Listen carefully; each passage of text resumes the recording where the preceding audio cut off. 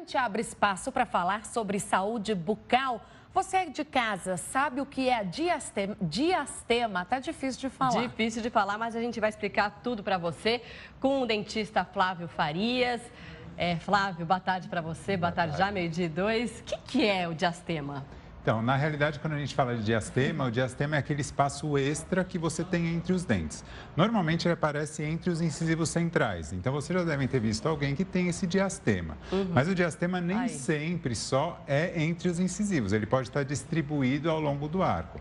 Mas você vê, o diastema, que antes era uma característica tão antiestética, hoje em dia, muitas celebridades usam o diastema como marca registrada, uma marca pessoal deles. A Madonna, que a gente mostrou aí, o Ronaldinho. Mas o Ronaldinho, no caso, ele fechou, né?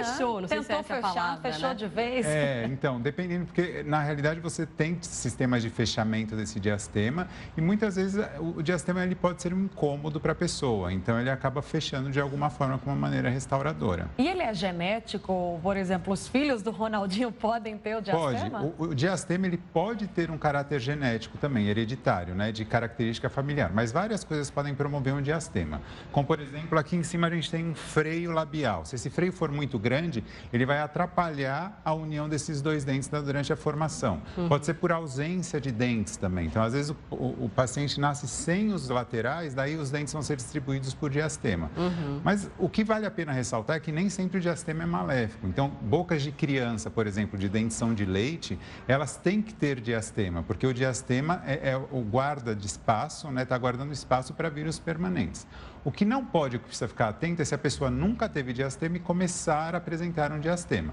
Se ela começa a apresentar um diastema, é um problema funcional associado a alguma perda de dente ou alguma disfunção que está levando à formação desse diastema. Isso precisa ser descoberto pelo dentista. Mas isso então é o depois. Isso. Antes, o problema pode trazer algum problema de fala ou de saúde bucal? Pode. A indicação de fechamento de diastema é muito comum, principalmente pela estética, mas só que em determinadas sílabas fonéticas pode ter dificuldade de pronúncia dessas sílabas e também porque você não tem a proteção do dente para a gengiva. Então, muitas vezes, alguns determinados alimentos, eles cortam a gengiva, eles se acumulam com muito mais facilidade no diastema.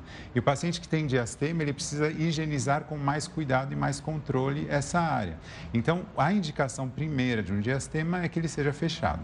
Certo. E qual é a melhor forma de fechar essa janelinha entre os dois dentes? Então, hoje em dia, com os materiais estéticos, a gente consegue vários sistemas. A gente consegue fazer o fechamento com resinas compostas. A grande vantagem das resinas compostas é que para você colocar e fechar com a resina, você não desgasta absolutamente nada de dente. Então, ela é a maneira e o método mais conservador que você vai ter na sua boca. E também as famosas lentes de contato, que são as porcelanas. Você pode fechar esses diastemas com a porcelana, só que aí você vai ter desgaste dental para pôr a porcelana.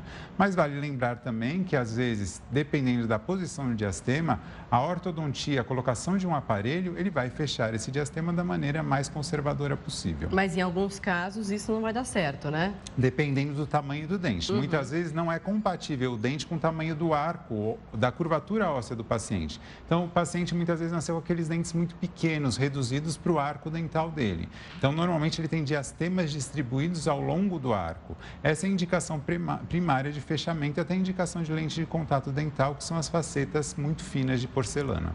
Mas dentre essas três formas de fechar o diastema, qual que você indica mais? A que eu indico mais, na realidade, ela precisa estar associada ao paciente. A ortodontia é a mais conservadora. Ela tem que ser levada em consideração se é ocasionado por um mau posicionamento dental.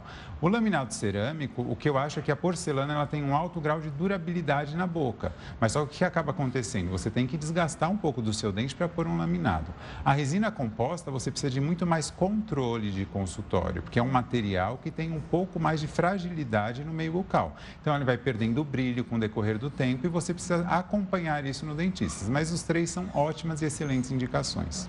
Legal, então, Dr. Flávio Farias falando sobre diastema, que são aqueles buraquinhos no meio do dente, né? Aquele espacinho, né? Para falar de uma forma mais correta.